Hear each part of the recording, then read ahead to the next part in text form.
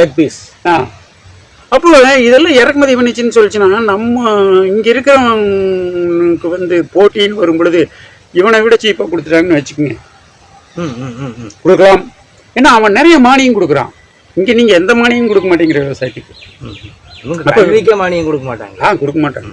அப்போ என்ன இருக்குது அப்படின்னு கேட்டிங்கன்னா, இந்த வியாபார போட்டிகள்லாம் ஒரு பக்கம் போயிட்டே இருக்கிறதுனால நீங்கள் வந்துக்கிட்டு இப்போ இன்றைக்கி நாங்கள் வந்துக்கிட்டு இறக்குமதியை வந்து இப்போ கூட ஃபைனான்ஸ் மினிஸ்டர் என்ன சொல்லியிருக்கிறாங்கன்னு சொன்னோன்னா, நாங்கள் ரஷ்யாவினுடைய எண்ணெய் இறக்குமதி நிறுத்த மாட்டாங்கிறாங்க.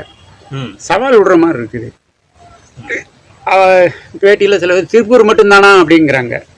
திருப்பூர் காலி ஆகுது, இனி நிறைய எந்தெந்த இடங்கள்லாம் காலி ஆகுது. இப்போ பார்த்தீங்கன்னு சொல்லிச்சுன்னா, நண்டு கடலோரத்தில் துறைமுகத்தில் மீனவர்கள் வாழி அந்த நண்டு அங்கே மட்டுமே அனுப்பிச்சிட்டு இருந்தாங்கன்னு சொல்லிச்சுன்னா, அவங்களுக்கும் நீங்கள் உள்ளூர் மார்க்கெட்டில் அதெல்லாம் திடீர்னு உள்ளூர் ஒரு மார்க்கெட்டு, எந்த பொருளுக்கு திடீர்னு ஒரு மார்க்கெட்டு உள்ளூரில் மட்டுமே. தக்காளி இருக்குது நிறைய வந்துருச்சு அப்படின்னு கேட்டிங்கன்னு சொன்னீங்கன்னா, விற்கலன்னு சொல்லிச்சுன்னு சொன்னா என்ன ஆயிரம், வியாபாரி நஷ்டமாயிரம் எடுத்தவன், இல்லைன்னா விவசாயி என்ன பண்ணுறான், குப்பையில் கொட்டிடுறாங்க. இதுதான் எல்லாம் நடக்கும். அப்போது உங்களுக்கு என்ன வருது அப்படின்னு கேட்டிங்கன்னா, இன்று வந்து உலகமயமாக்கம், தாராளமயம், தனியார் மயம் நீங்கள் சொல்கிறீங்களவா.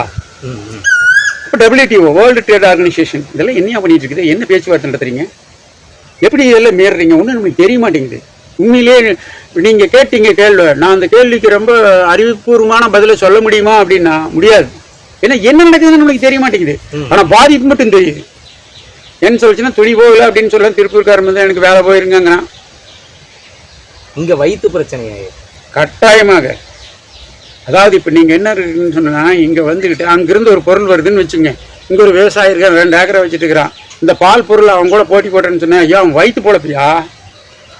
நீங்கள் விவசாயம் என்பது வந்து ஒரு பொருளை உற்பத்தி பண்ணி விலைக்கு விற்று தயாரித்து நான் கொடுக்குறேன்னு சொல்கிறது என்ற வயிற்று பொழப்பு நிறைவேற்றுறதுக்கு தான் அந்த பொருளை உற்பத்தி பண்ணி கொடுக்குறேன். நான் என்ன தக்காளி மட்டுமே, எத்தனை பேர் இப்போ தென்னை மரம் மட்டுமே வச்சுட்டு இருக்கிறீங்க அப்படின்னு சொன்னால் தேங்காயே சாப்பிட்ருக்குறாங்க, இல்லை தக்காளி போட்டு தக்காளியே சாப்பிட்றாங்க. ஆனால் நெல்லே ஓட்டுச்சுன்னு சொல்லிச்சுன்னா வித்தத்தான் ஏன் ஆமாம் எல்லாத்தையும் கொடுத்து போட்டு என்ன பண்ணுற, அப்படி வெளியே தான் வாங்கிக்கிறான்.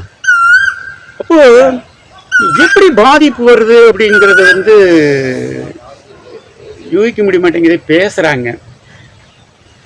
ட்ரம்ப் அப்படிங்கிறவர் வந்துக்கிட்டு இருக்கிறனால இதெல்லாம் நடக்குதுன்னு சொல்கிறாங்க. ட்ரம்ப் இருக்கிறனால மட்டுமே இல்லை. ஏன்னா நீங்கள் இறக்குமதி பண்ணுவதை விட ஏற்றுமதி அதிகமாக பண்ணுறீங்கன்னு சொன்னீங்கன்னா இது வந்து